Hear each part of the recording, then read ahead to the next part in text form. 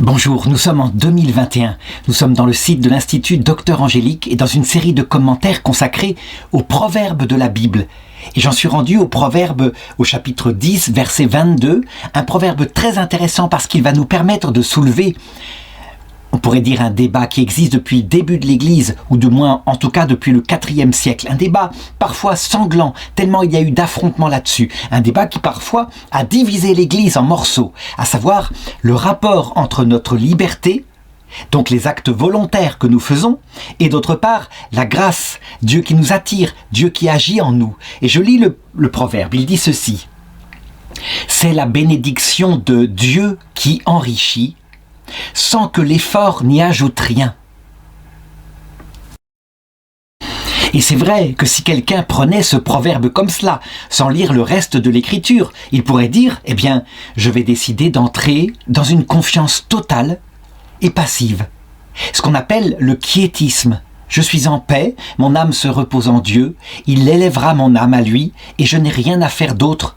Un peu comme un enfant dans les bras de sa maman, un petit enfant, tout en confiance. Et c'est, il faut le reconnaître, au point de vue mystique, l'attitude, au départ, que conseille Sainte Thérèse de l'Enfant Jésus lorsque nous nous convertissons. Elle a toute une petite voie d'accès à Dieu, qu'elle appelle la petite voie toute droite, toute limpide, et elle la compare à ceci. Imaginons que, moi, petit enfant, je veuille grimper l'escalier pour monter dans l'appartement de mon père. Or, c'est très haut. Et voilà que je n'y arrive pas, évidemment, donc je vais me désespérer. Et si tout d'un coup mon papa me prend dans ses bras, mais en plus qu'il y a dans cette maison un de ces objets qui était récent à son époque, elle est morte en 1897, un ascenseur, qu'il monte dans cet ascenseur, eh bien, je comprenais, disait Sainte Thérèse de l'Enfant Jésus, que c'était un peu ce que faisait cette confiance en Dieu. Et ainsi, on le voit, il y a d'autres paroles de l'Écriture analogues, comme par exemple celle du psaume 127, 2. « Vanité de vous lever le matin, de retarder votre coucher, en mangeant le pain des douleurs, quand Dieu comble son bien-aimé quand il dort. » Alors, qu'est-ce qu'il en est? Qu'est-ce qu'il faut dire? Eh bien, je dirais que je vais maintenant soulever le problème, mais justement, avant que quelqu'un ne se dise « Eh bien, je vais devenir passif dans mon amour de Dieu », tout simplement dans ses bras, avant qu'il ne se dise entièrement cela, qu'il comprenne ce que dit la totalité de l'Écriture et la totalité de la tradition de l'Église catholique. D'abord, il faut regarder ce qu'a vécu le peuple hébreu lui-même. Le peuple hébreu, quand Moïse l'a fait sortir d'Égypte, c'est vrai, l'action de Dieu est venue en premier. Ce n'est pas le peuple qui a réclamé Moïse, c'est Dieu qui a envoyé Moïse auprès du peuple en Égypte et sans qu'il le demande. Donc on peut constater que l'initiative, en départ, venait de Dieu. Et ensuite, c'est Moïse qui a expliqué qu'ils allaient sortir de ce pays-là, et le peuple n'a eu à faire rien d'autre que ce que Moïse faisait.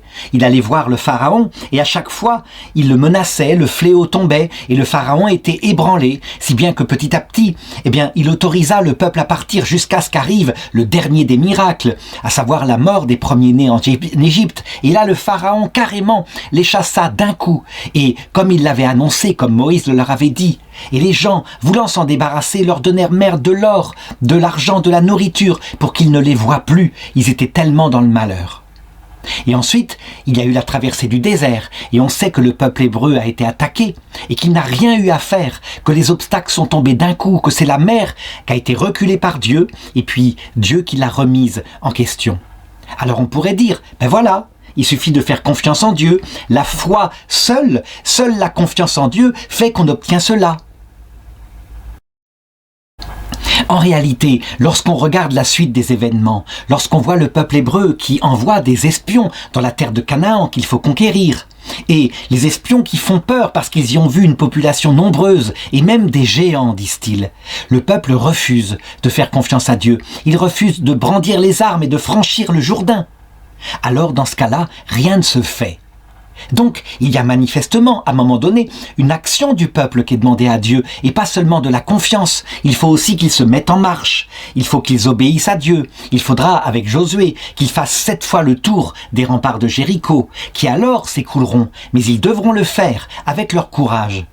Eh bien, je crois que dans cette analogie qu'est l'histoire du peuple hébreu, on a la réponse. Dans le Nouveau Testament, c'est pareil. En réalité, on le voit. Il y a une alliance. Ça ne se fait pas tout seul. Nous ne sommes pas des petits-enfants passifs. Ce n'est pas vrai. Il y a d'abord Dieu qui vient nous chercher, ça c'est très vrai, mais il y a ensuite à agir en enfants de plus en plus adultes et de plus en plus responsables. Et Dieu nous demande même à un moment donné de prendre nous-mêmes des initiatives. Ça veut dire de choisir ce qu'il faut faire. Il nous veut manifestement adultes, ce qui n'apparaît pas forcément évidemment dans le peuple hébreu et dans son histoire. Donc, pour bien comprendre les choses, voilà ce que je dirais. La réflexion de l'Église, qui s'est faite pendant des années, a pu passer par des phrases, des proverbes qui ont complété cela. Des proverbes tenus par des personnes de bon sens qui avaient observé ce qu'il se passait. Par exemple, quand Jeanne d'Arc, petite jeune fille de 19 ans, était interrogée par un évêque féroce qui voulait sa peau, évidemment, et qu'elle lui demanda « Mais pourquoi avoir pris une épée ? Parce que Dieu, il donnait la victoire. Après tout, il n'y aurait pas eu besoin que vous preniez une épée, que vous leviez une armée, puisque Dieu était avec la France. » Elle répondait « Nous combattrons, et c'est Dieu qui donnera la victoire. » C'est dit en une phrase qui résume tout. Un autre saint appelé Saint Ignace de Loyola, qui était plus intellectuel que Jeanne d'Arc, qui a vécu quelques siècles plus tard, 3 siècles plus tard. Lui, il avait établi, à force de réflexion, en regardant sa propre vie de militaire, qui était une vie de patachon, où il fallait évidemment qu'il prenne des initiatives, puis sa conversion, qui lui était tombée dessus sans qu'il l'ait cherché. Il avait résumé tout ce qu'il enseigne dans ses exercices pour former des prêtres par cette proposition. Prie parce que Dieu fait tout, mais agis comme si Dieu ne faisait rien. Je sais, je l'ai simplifié, la phrase est beaucoup plus longue, mais ça dit tout, c'est un résumé, et ça peut tenir sous forme d'un proverbe. Donc, on a l'impression que je remets en cause ce proverbe en disant « mais il est très faux, il est très faux ». Je dirais non, ce n'est pas cela. Il est très faux si on l'établit à tous les niveaux de notre vie. Et il est très vrai quand on sait exactement à quel moment il parle. Et donc, je voudrais maintenant décrire comment ça se passe dans la vie concrète et dans la vie spirituelle. Par exemple, si on prend au sens littéral ce proverbe, c'est la bénédiction de Dieu qui enrichit sans que l'effort n'y ajoute rien. Si un homme dit « Ah bon, ah bah d'accord », alors dans ce cas-là, moi je prends même la phrase de Jésus qui dit « Regardez les oiseaux du ciel, ils ne sèment, ils ne moissonnent, et c'est votre Père céleste qui les nourrit. Et vous valez bien plus que des oiseaux. » Eh bien, je vais me mettre dans une chaise longue et je vais me tourner les pouces et je vais être formidablement nourri. Et la nourriture arrivera cet hiver, ça va être formidable. En réalité, ce texte de Jésus, qu'est-ce qu'il signifiait? C'est ce que l'Église a dit. Elle l'a dit par exemple avec le pape Léon XIII dans son encyclique Rerum Novarum adressée aux ouvriers. Cette encyclique disait « Votre confiance en Dieu doit être totale, c'est vrai, il ne faut pas y renoncer. Votre cœur trouvera sa plénitude dans cet appui qui ne vous manquera jamais. Mais, attention, il ne vous manquera jamais en ce qui concerne votre sens à la vie, votre salut éternel, mais il veut que vous agissiez par vous-même. Et donc, j'appelle, disait le pape Léon XIII, les ouvriers à mettre de côté de l'argent, à épargner. Vous n'avez pas actuellement de sécurité sociale, d'assurance chômage, d'assurance vieillesse. Vous devez donc épargner. Et il doit être organisé partout des systèmes pour que les ouvriers puissent épargner en cas de coup dur. Donc, cette phrase de Jésus et ce proverbe ne signifiaient pas « tournez-vous les pouces, ne travaillez pas ». Je dirais que l'expérience elle-même prouve que ce n'est pas ça qu'elle veut dire. Celui qui se tourne les pouces, qui est paresseux, mourra de faim. Par contre, celui qui travaille, qui est centré sur ce travail au point qu'il veut accumuler de plus en plus pour sa sécurité un tas d'argent de plus en plus gros, celui-ci, évidemment, perdra le bénéfice de ce proverbe, à savoir, il s'inquiétera, il détruira son âme, il se tournera vers l'agitation permanente. Il y a donc les deux qui agissent. Et maintenant, il me suffit d'appliquer les choses à la vie spirituelle pour bien distinguer là où va agir ce qu'on appelle chez les pères de l'Église notre vie ascétique. Ascétique, ça veut dire le mouvement de notre volonté qui veut conquérir le ciel quelque part. mais qui sait très bien que c'est impossible, et donc qui sera porté par Dieu à travers ce qu'on appelle la vie mystique. Ascétique et mystique, ça a été d'ailleurs le nom d'une revue de théologie pendant très longtemps, la revue d'ascétique et de mystique, sont les deux pôles qui s'équilibrent de notre chemin vers Dieu. Et pour cela, je vais prendre un exemple. Je voudrais raconter l'exemple d'un saint canonisé dans l'église d'Orient, qui s'appelle Saint Moïse l'Éthiopien. J'ai mis sa vie en vidéo par ailleurs. C'est un ancien bandit, terrible, un bandit qui assassinait et qui, à force de gagner de l'argent facilement en pillant des voyageurs riches, menait une vie de patachon selon les trois convoitises. D'abord, il était extrêmement vaniteux. Le moindre de ces hommes qui portait quelque chose sur son autorité, il était capable de le tuer d'un seul coup. Donc son autorité était orgueilleuse. D'autre part, il était assoiffé par l'argent. Il faisait un tas monstrueux et, à chaque fois qu'il en avait, il le dépensait. Ça partait en quelques heures, disons quelques jours, dans des prostituées, des choses comme ça. Si bien qu'il était finalement addict des trois choses qui font la convoitise humaine: la vanité, les jouissances égoïstes et l'argent. Puis un jour, Dieu vint le chercher. Sa conversion fut brutale à l'occasion d'une rencontre. Et là, il se rendit compte que tout ce qu'il avait adoré, c'était du vent. Et donc il décida, pour appliquer ce qu'il avait compris par la venue de l'Esprit Saint dans son cœur, qu'il n'avait pas cherché, et on peut dire que pour le coup, il pouvait le dire, c'est la bénédiction du Seigneur qui m'a enrichi. Et mon effort n'y a rien ajouté. C'était vrai, il n'avait pas cherché la conversion. Dieu était venu le chercher le premier. Jésus d'ailleurs le confirme en disant « Ce n'est pas vous qui m'avez appelé, c'est moi qui vous ai appelé pour que vous portiez du fruit. » Il le dit textuellement. Donc la grâce vient d'abord de Dieu et c'est mystérieux, on ne sait pas expliquer pourquoi. Il le reconnut. Mais après ça, une fois la grâce reçue, il prit les moyens, il réfléchit, il chercha quel était le meilleur moyen pour pouvoir orienter tout vers cette nouvelle richesse qu'il voulait acquérir maintenant et qui était la richesse éternelle. Il entendit parler en Égypte qu'il y avait des moines qui étaient installés depuis longtemps et des pères spirituels extraordinaires qui pourraient ainsi le diriger. Il se dirigea vers eux, ayant quitté toute sa bande de bandits, et il entra dans un monastère où il fut reçu. Il prit l'habit, il devint frère Moïse.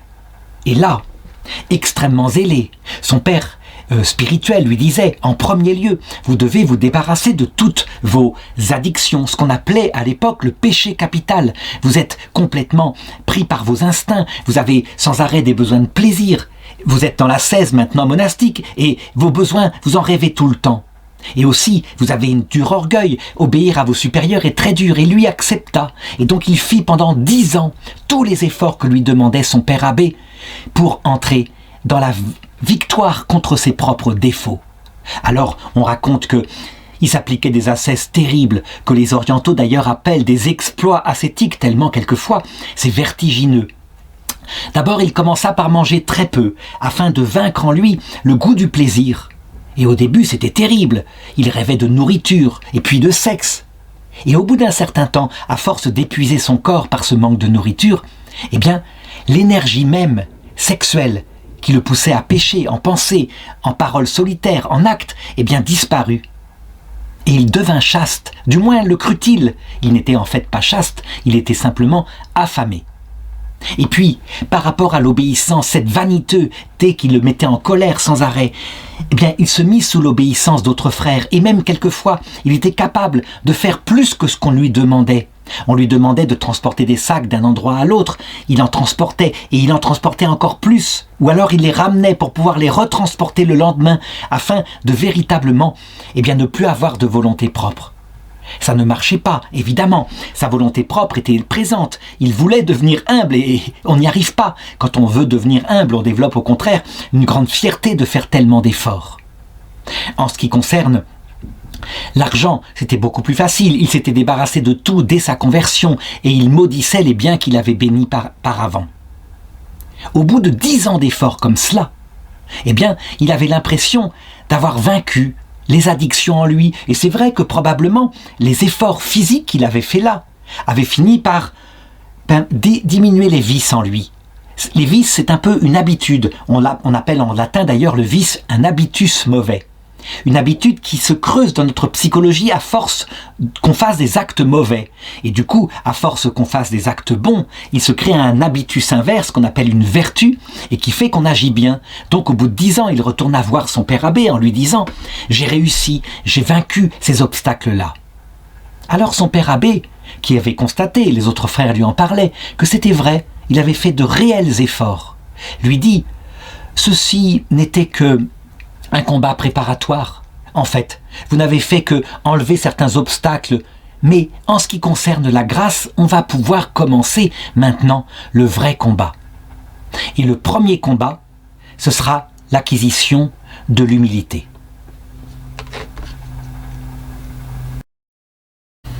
Et c'était effectivement le premier combat, je dirais vraiment surnaturel.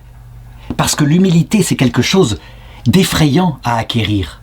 En réalité, si on construit par ses propres forces, comme l'avait fait l'autre moine qui s'appelait Pélage et qui pensait qu'on pouvait carrément conquérir le ciel par ses efforts, on développe de la fierté, de l'orgueil et la vertu elle-même qu'on a acquise, qui est quand même utile. Il contrôle ses pulsions. La vertu elle-même se transforme en orgueil. Il y a des milliers d'hommes vertueux en enfer. Et il n'y a aucun homme orgueilleux au paradis. Alors je sais, certains diront, mais en disant ça, vous détruisez tout ce que vous avez dit avant, donc il faut faire aucun effort. Allons-y, soyons paresseux, et Dieu fera le travail. Non, il faut simplement mettre les choses à leur place. En ce qui concerne l'acquisition des vertus, qui n'ont absolument aucune valeur au point de vue surnaturel en elles-mêmes. Mais dans ce domaine-là, les efforts volontaires sont très utiles, on acquiert effectivement ces vertus. Pour ce qui concerne la vie surnaturelle, qui s'appuie sur l'amour de Dieu et l'amour du prochain, il n'y a rien à faire. On ne peut rien pour cela. On peut faire des efforts, évidemment, dans le sens de l'amour, mais l'amour lui-même, qui le fera grandir, sinon Dieu ? Et donc, pour établir la vérité, d'abord en ce qui concerne l'acquisition de l'humilité, qu'est-ce qu'il fallait que fasse le moine Saint Moïse l'Éthiopien pour devenir humble ? Eh bien, peut-être qu'il s'arrête de faire ses efforts et ses exploits ascétiques dont il était si fier, et qu'il fasse simplement une ascèse normale, régulière, dans l'obéissance, le juste milieu, pas ne s'affamer trop, pas non plus cesser les efforts sur son tempérament, sinon évidemment il retomberait dans ses péchés de jadis. Et alors, comment elle vient l'humilité ? Eh bien, il y a une partie d'effort. On peut commencer par méditer sur sa propre vie, en regardant ce qu'on est. Et quand on réfléchit à ce qu'on est, et puis peut-être aux rechutes qu'on a à un moment donné, quand justement on se remet à manger. Parce que Moïse l'Éthiopien, s'il s'était remis à manger raisonnablement, forcément était revenu aussi avec ça la libido, donc l'instinct sexuel. Et donc il se rendit compte que la vertu, il ne l'avait pas du tout acquise, il l'avait juste étouffé, l'instinct sexuel, à force de famine. Alors dans ce cas-là, il se passe quoi ? Eh bien, des tentations, parfois des chutes peut-être, et puis on se relève, et on se sert même de ce chemin-là, misérable, chemin de tous les autres, à force de confession, de repentir, d'acceptation qu'on est comme les autres, pour développer un cœur humble. Ça ne veut pas dire, et là c'est un risque, j'entends certains qui diront « Ah ben ça va alors, il dit « Péchons, allons-y, péchons, on peut y aller, on peut se laisser aller à des pensées mauvaises comme ça, et puis comme ça on développera de l'humilité. » Saint Paul avait déjà mis en garde contre cette interprétation mauvaise et perverse. Il disait « Certes, la grâce a surabondé, là où le péché a abondé, alors donc péchons ?» Et il répond « Certes non, vous avez été délivrés par le Christ. Est-ce donc pour retomber dans vos travers de jadis ?» La réalité, c'est que là, pour le coup, c'est Dieu qui agit. C'est la bénédiction de Dieu qui enrichit, sans que l'effort n'y ajoute rien. Comment Dieu va-t-il procéder ? C'est simple. Il a mis en nous, depuis le péché originel, ce qu'on appelle le fomes peccati en latin, le foyer du péché, donc des misères de notre chair qui se révolte contre notre esprit. Ça veut dire, comme dit saint Paul, je voudrais faire ceci, mais je fais l'inverse. Je ne voudrais pas faire cela, et je le fais quand même. Qui me délivrera de ce corps de mort ? Et il supplie. Lui aussi est passé par cette recherche de Moïse l'Égyptien. À un moment donné, il dit, Il m'a été mis dans la chair une écharde, et 3 fois de suite j'ai demandé à Dieu de m'en libérer. Et le Seigneur m'a répondu, « Ma grâce te suffit. C'est dans la faiblesse que se déploie la puissance de Dieu. » Voilà ce qu'il en est. Dieu a donc volontairement et pour un temps mis en nous des fragilités. Et pourquoi? Parce que de cette façon-là, sans avoir besoin de pécher, nous, notre rôle c'est de lutter contre le péché. Mais nous pécherons, nous tomberons. Certains disent, mais encore, il est hérétique, il dit que la grâce de Dieu ne suffit pas à vaincre tous les péchés. Je réponds si, la grâce de Dieu suffirait, mais il ne la donne pas. Il ne la donne pas volontairement. Si jamais il nous donnait la même grâce qu'il avait donnée à Adam et Ève pour maîtriser parfaitement notre sensibilité, eh bien, nous y arriverons, évidemment. Et c'est ce qui se passera d'ailleurs à l'heure de notre mort. Elle nous sera donnée. Et là, nous maîtriserons et les instincts sexuels horribles qui nous entraînent vers des choses qui ne sont pas l'amour tel que Dieu l'avait prévu. L'amour de notre épouse, l'amour fidèle. Et puis, le goût de l'argent, je l'ai dit, le goût de la gloire. Mais il ne la donne pas pour le moment, pour développer en nous l'humilité. Il le dit dès l'époque de Moïse dans le Deutéronome. Vous allez être dispersés dans un peuple dont vous ne connaîtrez pas la langue. Là, ce peuple sera sans pitié pour vous. Et métaphoriquement, ce sont ces pulsions qui n'ont pas de pitié, qui nous entraînent vers leur bien individuel. Mais là, je vous donnerai un cœur brisé, un esprit humilié, des yeux baissés, des mains tremblantes. Voilà comment l'humilité s'acquiert. Est-ce à dire que nous n'avons rien à faire? Bien sûr que si. La méditation suffit, enfin plutôt aide à l'acquérir. Si nous ne réfléchissons pas à nos fautes, si nous ne transformons pas ces fautes-là en humilité, il ne se fera rien. Nous combattons pour Dieu et c'est Dieu qui donne la victoire. Alors peu à peu, Moïse l'Éthiopien entra dans ce combat et devint un homme simple, humble, pauvre de cœur. Je me rappelle avoir connu, quand j'étais très jeune, à 18 ans, un ermite qui était à Montmorin, un ancien moine d'Ancalca appelé le Père Emmanuel de Floris.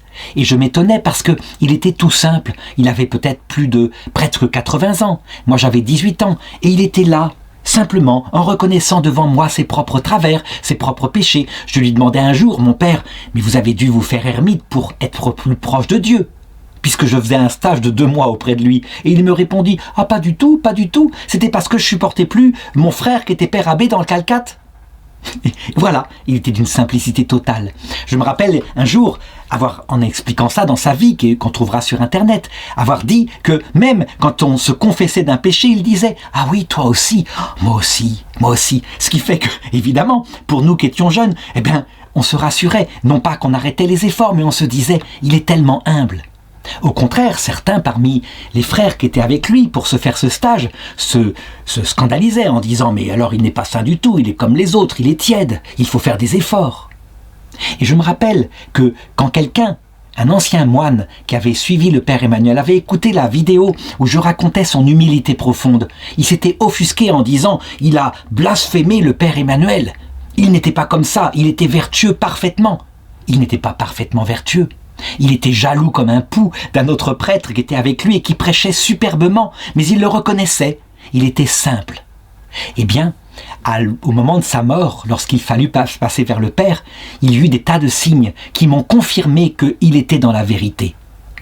À savoir que d'abord, il annonça 1 an avant à ses frères sa mort qu'allait avoir lieu, disait-il, le jour de la Saint-Joseph, le 19 mars. Et les frères, qui étaient pleins d'humour, les autres ermites, organisèrent ce jour-là une grande fête, entre ermites, en disant « Mon père, au fait, vous n'êtes pas vraiment mort là ?»« Non, attendez. » Et le soir, il mourut simplement. Et on le trouva comme ça. Et ensuite, il y eut autour de lui des parfums comme il y en a quand quelqu'un meurt en odeur de sainteté. Voilà ce que ça veut dire. L'humilité, c'était pas la perfection. L'humilité, c'était simplement de se servir de ses imperfections pour paraître devant Dieu comme il était en vérité. Et il me le disait, « Ah, tu sais, je crois que je n'ai pas été fidèle à ma vocation. Si j'avais été fidèle à ma vocation, je serais allé beaucoup plus loin. Il avait encore des rêves de jeunesse, d'absolu. Je ne sais pas, devenir un apôtre charismatique dont l'ombre guérirait des malades, des choses comme ça.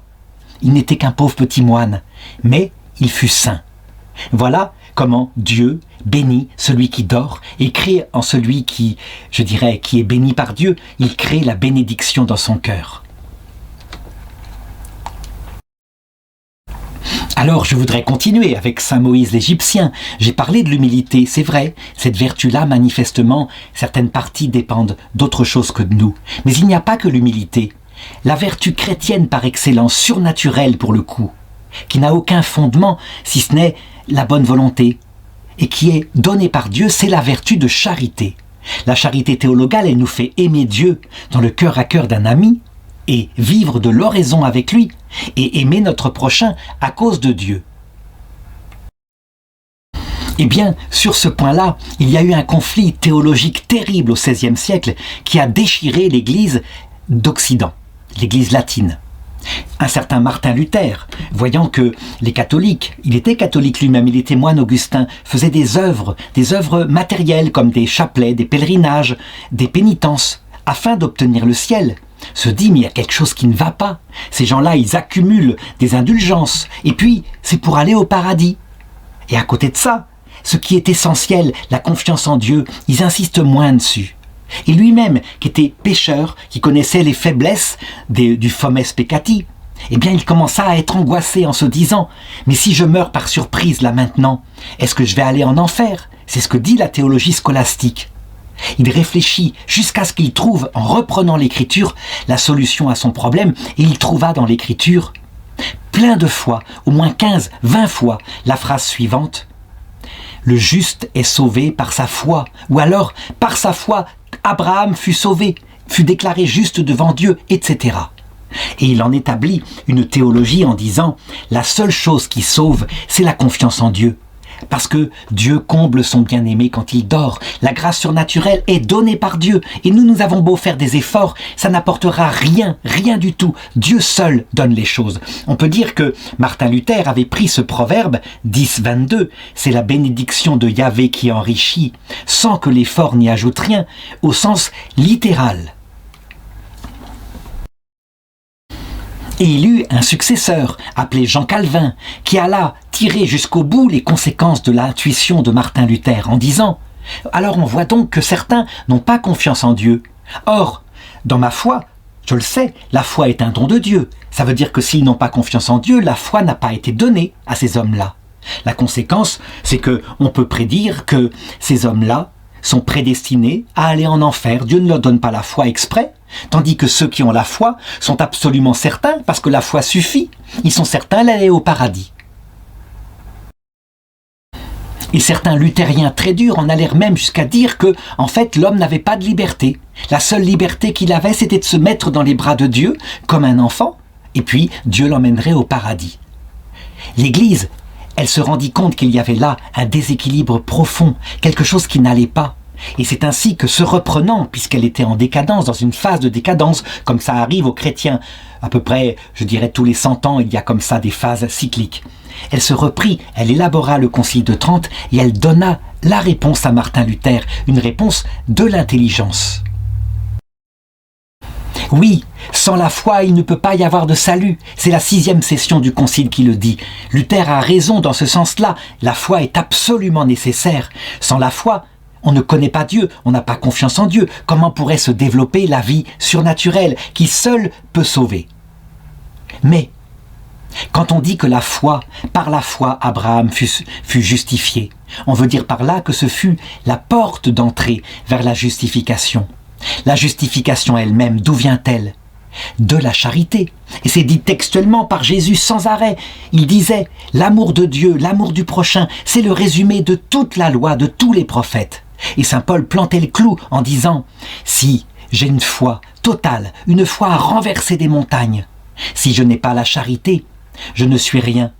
Je sais que certains protestants protestèrent en disant « Mais il parle ici du charisme de foi, c'est tout, pas de la foi au sens vertu théologale, donc il fait faire confiance en Dieu. » Eh bien, ce n'est pas vrai. On voit Jésus qui, à un moment donné, dit même « En mon nom, c'est vrai, vous avez chassé des démons. En mon nom, vous avez prophétisé, mais je ne vous connais pas, vous qui faites le mal. » Vous qui faites le mal. C'est texto. Ça veut dire qu'il pourra y avoir des chrétiens qui ont une foi totale en Dieu, au point de faire des miracles, et qui ne seront pas sauvés. Alors qu'au contraire, on voit Jésus qui dit à des hommes qui ont agi droitement, qu'on donnait à boire à quelqu'un qui avait soif, qui ne connaissait même pas le Christ, « Entrez dans le paradis, parce que quand vous l'avez fait à l'un de ces petits, c'est à moi que vous l'avez fait. On comprend, évidemment, dans la tête, on se dit, mais où est la vérité? Alors qu'est-ce qui sauve? Est-ce que c'est la bonne volonté de ceux qui ne connaissent pas le Christ? Et dans ce cas-là, le christianisme ne vaut pas mieux que le paganisme. Est-ce que c'est la foi seule? Dans ce cas-là, c'est Martin Luther qui a raison. Est-ce que c'est la charité? Mais alors, ceux qui n'ont pas reçu la charité ni la foi, comment sont-ils sauvés? On ne s'en sortait pas. Et finalement, en mettant tout bout à bout, on comprit, en réalité, un homme païen, mais de bonne volonté, n'est pas dans le salut, mais il est préparé au salut. C'est ce que dit le Concile Vatican II. Même les autres religions préparent, parce que Dieu, il veut sauver tous les hommes. Ils ne sont pas dans le salut pour le moment, mais ils le seront. Gaudium et Spes 22.5. Nous devons tenir que la possibilité d'être associés au mystère du Christ, donc d'avoir la foi, leur sera donnée. Par un moyen connu de Dieu, ça veut dire quand il le voudra.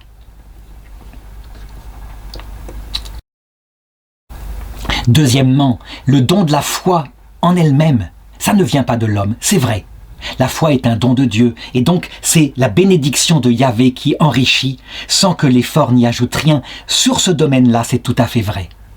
De même, parce qu'on a la foi, forcément, quand on comprend à quel point Dieu nous a aimés en mourant sur la croix, on se met forcément, logiquement, à l'aimer de charité. La charité est donnée avec la foi, et donc il y a dans notre être donné par Dieu la grâce sanctifiante qui surélève notre vie pour l'amour de Dieu de cette façon-là. La charité elle-même, c'est quoi? C'est un amour surnaturel pour Dieu. Qu'est-ce que c'est qu'une charité, dit saint Jacques, qui n'agirait pas comme un amour normal? Donc par exemple, puisqu'on aime Dieu, si un frère vient nous voir, qui crève de faim, et on lui dit « Oh, je vais prier pour toi, compte sur ma prière, quoi qu'il arrive. » Et il s'en va. Mais saint Jacques répond « Où est ta charité qui n'agit pas? Tu ne lui as pas donné à manger. » La charité sans les œuvres ne vaut rien. Tu crois avoir la foi, toi? Mais montre-moi ta foi qui n'agit pas, et je te montrerai ma foi qui agit. Ça montre quoi? Eh bien que la clé de tout, c'est une charité fondée sur la foi, comme le disait Luther, il avait raison sous ce rapport-là, mais qui agit, qui fait des œuvres de charité vers Dieu, en lui étant fidèle, en faisant sa volonté, et puis vers le prochain. Donc, conclusion, ce proverbe-là, il montre que c'est Dieu lui-même qui fera grandir et qui nous donnera la victoire, au point de vue de la charité qui aboutira à la vision béatifique, mais qu'il ne le fera pas sans nous, qu'il nous a donné la charité, qui est une vertu d'action. Et donc il nous veut adultes de plus en plus pour agir au nom de cette charité. Mais c'est vrai, c'est Dieu lui-même qui fera grandir en nous l'humilité, la charité, pour la mener à son terme. Et justement, là je voudrais parler de ce qui se passe après la mort. Lorsque nous avons choisi le Christ au moment du jugement individuel, qu'il a donc promis que nous irions un jour dans la vision béatifique et que nous nous retrouvons parfois au purgatoire parce que, désolés de toutes les fautes que nous avons faites, nous voudrions réparer. Jusqu'au dernier sou. C'est notre honneur et Jésus nous bénit pour cet amour si puissant qui veut passer en acte maintenant. Comment faire alors dans cette période-là pour entrer dans la vision béatifique? Eh bien en réalité, il faut acquérir une vertu et nous ne le savons pas forcément. Du moins, de l'autre côté, ceux qui ont vu le Christ venir dans sa gloire avec la Vierge Marie et les saints, qui ont vu cette humilité profonde de notre Dieu fait homme, le comprennent profondément. Il faudrait qu'ils deviennent dignes du Christ, ça veut dire comme lui. Tout humble et tout amour, mais plus que humble. Une humilité de mort à soi-même, où seul compte Dieu et le prochain. C'est ce que dit saint Augustin. Le paradis, il y règne l'amour de Dieu et l'amour du prochain, poussé jusqu'au mépris de soi. Donc c'est plus que de l'humilité, c'est de la mort à soi-même. C'est ce qu'on appelle en grec de la kénose. Kénose pour signifier, eh bien, on ne compte plus, tant pis, j'ai besoin de rien. Même si tu dois me laisser là pour toujours, peu importe, toi seul Dieu et vous seul, mon prochain, et je paierai s'il le faut pour l'éternité. Est-ce qu'un homme qui arrive au purgatoire en ayant reçu la promesse de Jésus qu'un jour il entrera dans la vision béatifique, c'est-à-dire qu'il verra l'essence divine de Jésus directement? Est-ce qu'un homme peut, par ses propres efforts, devenir digne de Dieu comme il le souhaite, payer toutes ses dettes au purgatoire? En réalité, il ne le peut pas, mais il ne le sait pas encore. Et au début, c'est une telle allégresse, ce purgatoire, puisqu'on sait qu'on verra Dieu. Cette fois, on a la certitude du salut, que c'est un moment de joie, de paix. Véritablement, la première demeure de ce purgatoire mystique que décrit sainte Catherine de Gênes, c'est de l'allégresse. Comment va donc se faire alors la purification, puisque les pères de l'Église disaient que dans ce purgatoire-là, on ne peut rien pour soi. Jamais par ses propres efforts on acquérera cette qualité nécessaire, la kénose. Eh bien, il n'y a rien à faire, ça se fera tout seul. Et Dieu utilise pour cela le temps. Un temps psychologique, puisqu'on n'a plus le corps matériel comme maintenant, mais on a encore son corps psychologique. Apparemment, les morts voient, entendent, sont comme ça. Et donc, eh bien, séparés dans un lieu qui peut être magnifique, peu importe, séparés de Dieu et de notre prochain pendant un temps, au bout d'un certain temps, qui pour les âmes les plus fines se fait en quelques minutes. Elles sont désespérées d'être dans le noir. Ça peut être un lieu magnifique, je l'ai dit, mais dans le noir intérieur séparé de ce Jésus qu'elles aiment de tout leur cœur. Pour d'autres, qui sont beaucoup plus battantes, qui sont des âmes fortes, ça met des siècles. L'essentiel, c'est que dans les deux cas, ça paraît durer une éternité. En temps psychologique, 1 minute de temps terrestre, ou alors 1000 ans de temps pour quelqu'un de plus fort, c'est la même chose, au bout du compte. Séparé de Dieu, passant d'abord d'un sentiment de joie à peu, un sentiment d'angoisse, parce qu'on n'arrive à rien, parce que les efforts qu'on peut faire de prier le chapelet, je ne sais pas quoi, dans le purgatoire, eh bien, on n'arrive à rien payer. Et on prie pour ceux à qui on a fait du mal, mais on n'arrive à rien réparer, qui se transforme à un moment donné en découragement. Parce que le temps paraît immensément long et on se dit qu'on ne reverra jamais ce Jésus qui nous a accueillis à l'heure de la mort. Puis qui se transforme en désespoir. Ça veut dire un découragement total, une souffrance terrible, comme on en voit sur terre pour ceux qui sont en profonde dépression. Il se passe ceci dans le purgatoire. Et alors, là on ne peut pas se suicider, on ne peut que le vivre, avec tout de même la certitude qui reste au coin du cœur que ça s'arrêtera un jour on verra Dieu, et on ne sait pas ce qui se passe en nous, ça se fait tout seul. Ce désespoir-là, cet abandon dans le purgatoire, provoque ce qu'il fallait. On en ressort sans avoir cherché à le vouloir, on en ressort avec un cœur brisé, différent. Au début, on voulait tout payer, tu vas voir Seigneur, je vais rembourser 4 fois le mal que j'ai fait. Après ce temps de désespoir, on dit au Seigneur, je ne pourrai jamais payer. Jamais j'y arriverai, Seigneur, prends pitié de moi.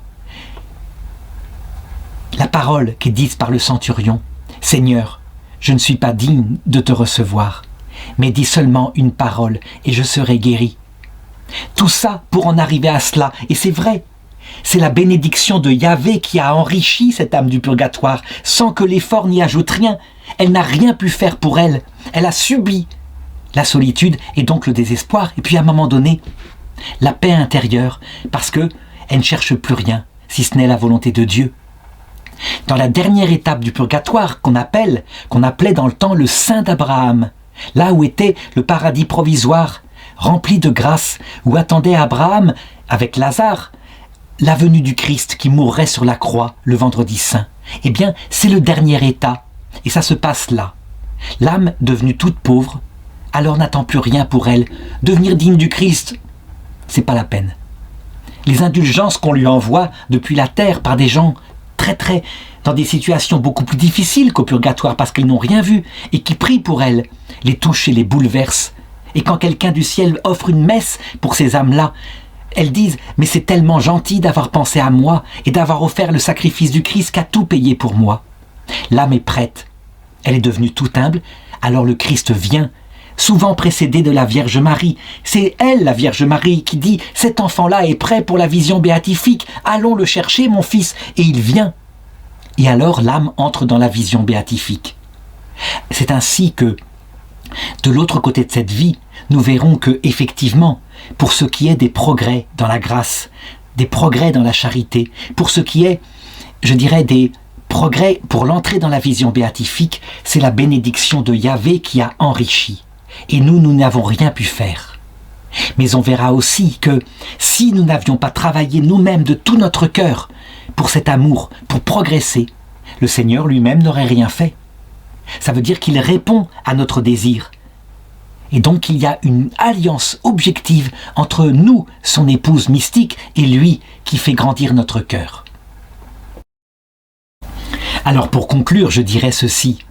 Mais alors, Moïse l'Éthiopien, lorsqu'il est arrivé de l'autre côté avec tellement d'efforts qu'il avait fait, quand il s'est rendu compte, devenu vieux, que finalement, toute la croissance spirituelle était l'action de Dieu, et que les efforts n'avaient fait que simplement aplanir des obstacles charnels et humains qu'il avait en lui. Quand cet homme-là verra la sagesse que donne Sainte Thérèse de l'Enfant Jésus, qui, elle, arrive au même résultat par de tout petits efforts. Elle ne se prive pas grand-chose, elle mange un peu moins, elle ne met pas de sel dans sa nourriture ce jour-là. Ou alors, à l'oraison, quand elle est à côté d'une sœur qui, insensiblement, fait un tout petit bruit avec sa mâchoire, un petit grincement régulier, que n'entend que Sainte Thérèse dans son oreille droite, et qu'elle l'offre à Dieu, parce que c'est absolument atroce et agaçant, et que ce petit sacrifice, elle en fait une offrande d'amour pour Dieu, que la petite Thérèse, par ses petits moyens comme ça, a été comblée de la grâce bien plus vite et plus efficacement que Saint Moïse l'Éthiopien. On se dit, mais alors que faut-il faire ? Faut-il prendre l'échelle rouge qui mêle au ciel, qui est celle des moines des temps jadis, ces moines absolument héroïques, ou l'échelle blanche du petit effort quotidien présenté par Sainte Thérèse de l'Enfant Jésus ou par la Sainte Vierge ? Je crois sincèrement que pour les petites âmes actuelles, certaines sont faites pour l'échelle rouge, attention, elles se scandalisent probablement par cette vidéo en disant c'est n'importe quoi, il ne fait pas d'effort et les gens vont se laisser aller. Mais la plupart des petites âmes sont à l'image de Marie-Madeleine et prendront certainement l'échelle blanche.